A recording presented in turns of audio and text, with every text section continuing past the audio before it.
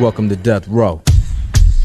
Death Row Records, el sello discográfico que se convirtió en un pilar de los álbumes de hip hop de la costa oeste en los Estados Unidos, lanzando algunos de los álbumes de hip hop de mayor éxito comercial, llevando el género del gangster rap a lo más alto de las listas. Death Row en su mejor momento llegó a recaudar más de $100 millones al año. El sello contaba con una de las mejores alineaciones de artistas de hip hop de la época, artistas que elevaron el sello a alturas inalcanzables, y luego cayó abruptamente.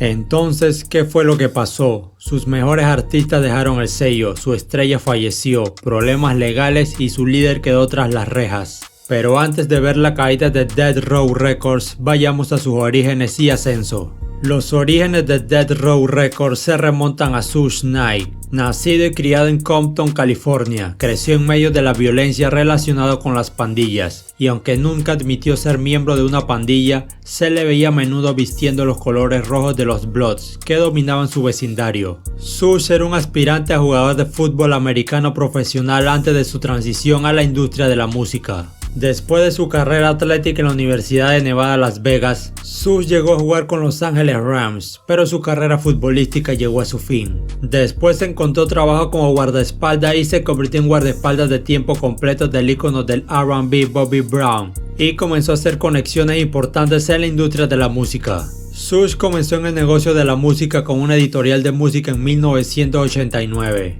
Mientras trabajaba como guardaespaldas de Bobby Brown, conoció a Dr. Dre, quien para ese entonces se sentía mal pagado por su papel en Ruthless Records y estaba buscando una salida. Suge era un graduado universitario, también era inteligente, imponente y hacía lo imposible para conseguir lo que quería, sin importar las formas. Así que encontró la forma de liberar a Dre de su contrato con Ruthless de una forma intimidante, pero no como lo cuenta la película sobre NWA, donde muestra que golpean a Eazy. Eso es falso, ya que como cuenta Big Knockout en una entrevista, Dre citó a Eazy para verlo y hablar sobre los contratos y demás. Pero al llegar Dre no estaba y lo estaban esperando Suge con algunos matones. Lo intimidaron y lo hicieron firmar, pero no lo golpearon. De esta forma Dre fue liberado de Ruthless. Además del contrato de Dre, Suge obtuvo los contratos de The Dog y Michelle. Suge Knight y Dr. Dre junto con los socios de Dog y Dick Griffey comenzaron el proceso de iniciar un nuevo sello discográfico.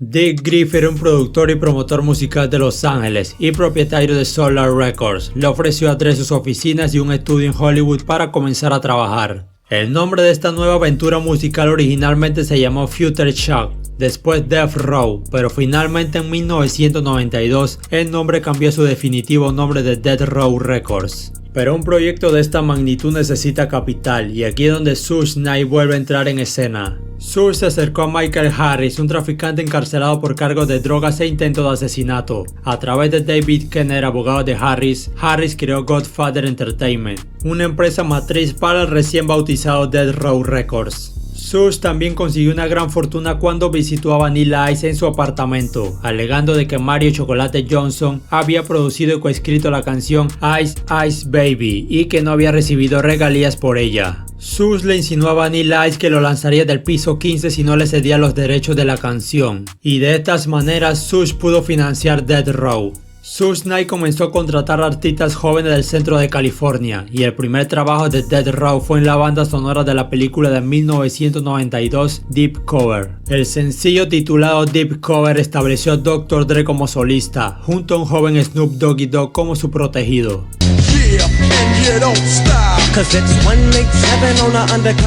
Esto solo sería una pequeña introducción a lo que tenía preparado Dr. Dre.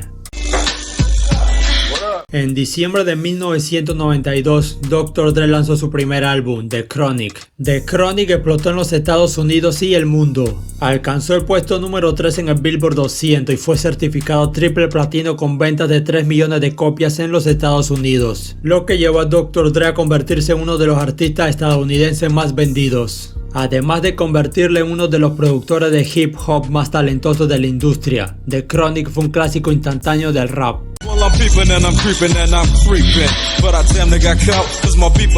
El primer álbum de Death Row permaneció en el top 10 de Billboard durante 8 meses consecutivos, lo que demostraba que el gangster rap era un producto muy rentable.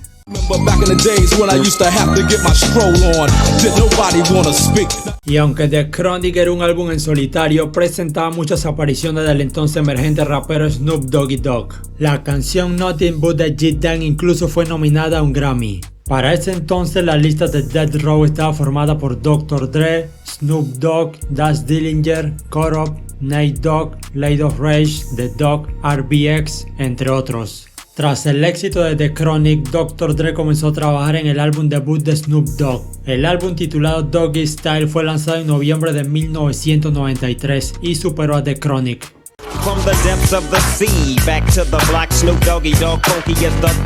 El álbum vendió más de 4 millones de copias y debutó en el número 1 en el top 10 de Billboard. Además fue certificado 4 veces platino. Además la canción Gin and Juice fue nominada a un premio Grammy.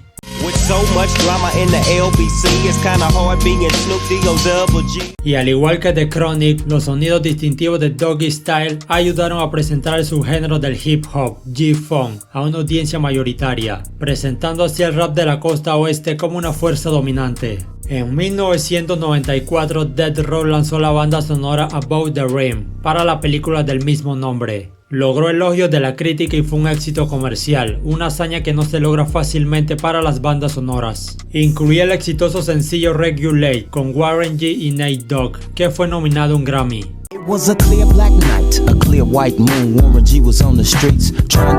Pero así como Death Row dominaba en la costa oeste, había un sello que dominaba en la costa este, Bad Boy Records, y pronto estallaría la guerra.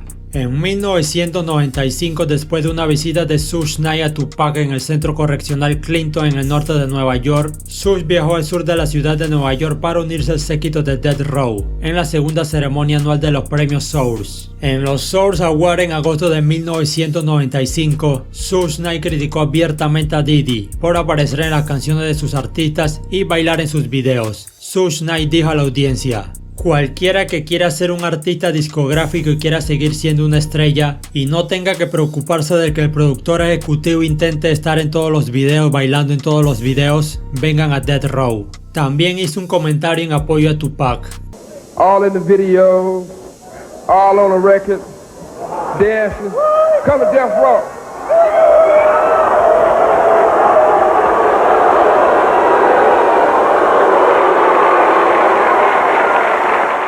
Para 1995, Death Row se había convertido en un sello dominante en el hip hop, a medida que el gangster rap se convertía en la forma de música contemporánea más popular y comercializable en Estados Unidos. Después de las declaraciones de Suge contra Diddy, la rivalidad entre sellos y costas había estallado instantáneamente. El 24 de septiembre de 1995, en una fiesta en Atlanta en un club nocturno, un círculo de Bad Boy entró en una acalorada disputa con Suge y el amigo de Suge, Big Jake, miembro de la pandilla Bloods y guardaespaldas de Death Row. Según testigos presenciales, Diddy había discutido acaloradamente con Suge dentro del club, mientras que varios minutos después, fuera del club, un guardaespaldas de Diddy apuntó con un arma a Big Jake, quien recibió un disparo mortal mientras ingresaba al auto de Suge. Los abogados de Diddy y su guardaespaldas negaron cualquier participación de sus clientes, agregando que Diddy ni siquiera había estado con su guardaespaldas esa noche. Sin embargo, de manera inmediata y persistente, Suge Knight culpó a Diddy, aumentando así la enemistad entre los dos jefes, cuyos dos sellos discográficos dominaban el rap. En medio de esta rivalidad, el dúo de Dogg Pound hizo su debut y lanzaron Dog Food. El álbum fue un éxito comercial, alcanzando el puesto número 1 en la lista Billboard 200. El álbum vendió 278,000 copias en su primera semana. En la canción New York, New York, se ve a Snoop Dogg pateando edificios de Nueva York, alimentando más la guerra entre costas.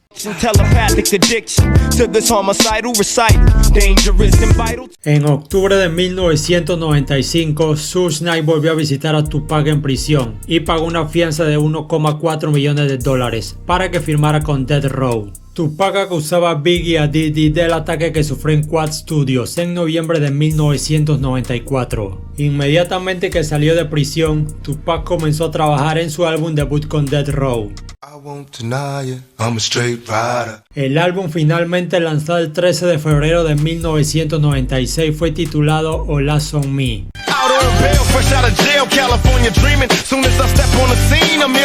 Este álbum hizo historia como el primer álbum doble de hip hop. Debutó en el número 1 en el Billboard 200, vendiendo 566,000 copias solo en su primera semana. Tras su lanzamiento recibió elogios instantáneos de la crítica y después fue certificado múltiples veces platino. En el álbum se ve un Tupac más agresivo que sus álbumes anteriores, en donde ataca a sus enemigos y hace énfasis en la traición de amigos.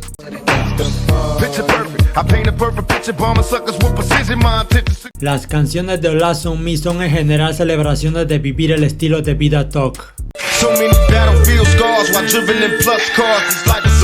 Pero la furia de Tupac no llegaría hasta ahí solamente.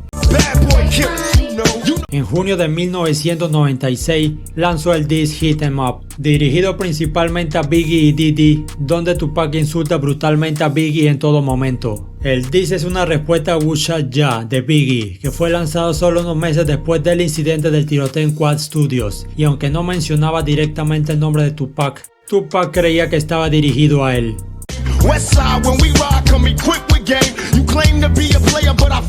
Y si la situación estaba caliente entre ambas costas, Hit 'Em Up incendió aún más la rivalidad. Desilusionados con la dirección de Death Row, los artistas comenzaron a irse, entre ellos RBX y The Doc, por lo cual Suge Knight ejerció un control más estricto sobre el resto. Dr. Dre había disminuido su participación en Death Row y también se cansó de la violencia de Suge dentro del sello.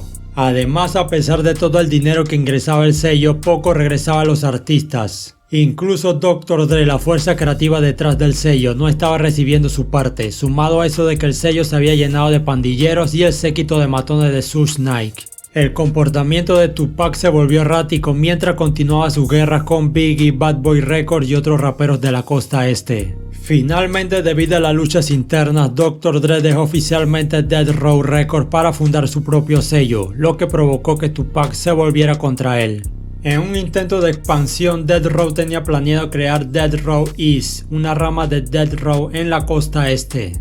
El 4 de septiembre de 1996, Tupac miraba el futuro con Death Row East, junto con Suge y su séquito promocionando esta expansión. Pero lamentablemente Death Row East no se haría realidad. La noche del 7 de septiembre de 1996, Tupac asistió a una pelea de Mike Tyson en Las Vegas, Nevada. Esa noche Suge Knight y Tupac fueron captados por una cámara de vigilancia en el MGM Grand Hotel de Las Vegas, atacando al pandillero Orlando Anderson, quien era miembro de la pandilla Southside Compton Crips. Más tarde esa noche, Tupac recibió 4 disparos en un tiroteo desde un vehículo en movimiento en el asiento delantero de un BMW de Suge Knight, que esperaba en un semáforo en rojo.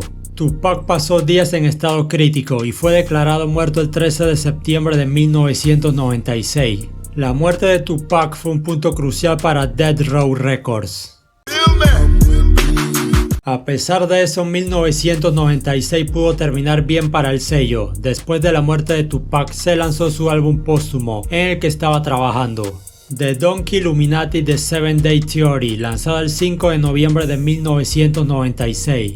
El álbum alcanzó el puesto número 1 en el Billboard 200 y vendió 664,000 copias en su primera semana de lanzamiento. También convirtió a Tupac en el primer rapero en tener 2 álbumes número 1 en un mismo año.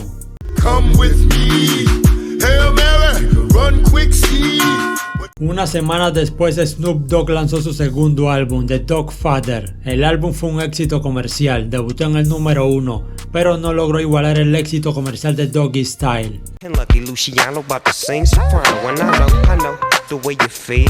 Tanto The Donkey Illuminati como The Dogfather lograron ventas multiplatino, cerrando así 1996 de buena forma a pesar de la muerte de Tupac. Pero para 1997 comenzaría el declive de Death Row Records. El 28 de febrero de 1997, Suge Knight fue declarado culpable de violar la libertad condicional y sentenciado a 9 años de prisión. La pelea de Las Vegas, que fue capturada en video, se usó para acusar a Suge de violar la libertad condicional. El encarcelamiento de Suge provocó que Interscope, quien tenía un acuerdo de distribución con el sello, cancelara su acuerdo. Inmediatamente el control de Suge Knight sobre la etiqueta disminuyó, por lo que los artistas restantes decidieron marcharse. Entre ellos estaban Nate Dogg, Snoop Dogg, Cut Up, The Lady of Rage y Daz Dillinger. Suge Knight mantuvo el control artístico del sello tras las rejas, donde empezó a lanzar campañas de desprestigio contra artistas como Snoop Dogg. Durante este tiempo el sello se mantuvo con varios álbumes póstumos de Tupac, compilaciones y relanzamientos de Dr. Dre y Snoop Dogg.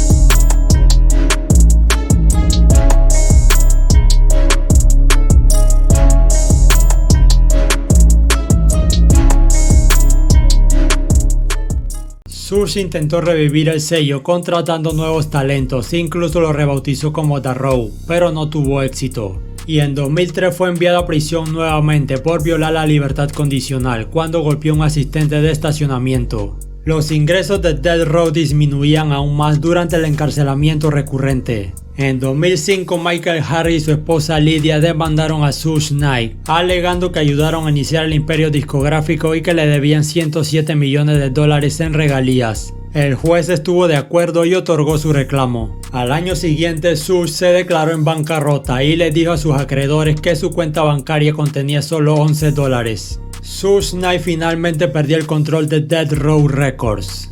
Desde entonces el sello fue subastado y adquirido por diferentes empresas a lo largo de los años, incluida la compañía de juguetes Hasbro. Y no sería hasta 2022 que sería adquirida por el que fuera uno de los artistas insignias del sello, Snoop Dogg. En febrero de 2022, antes del lanzamiento de su último álbum hasta la fecha y de su aparición en el espectáculo de medio tiempo del Super Bowl, Snoop Dogg anunció que adquiría los derechos de Death Row Records. Esto podría significar el renacimiento de un sello icónico que hizo historia en el hip hop, pero quizás no, ya que Snoop ha dicho que quiere hacer de Death Row una discográfica NFT y que quiere ser el primero en tener un sello en el metaverso. Solo quedará esperar para saber cuál será el futuro de Death Row Records en manos de Snoop Dogg.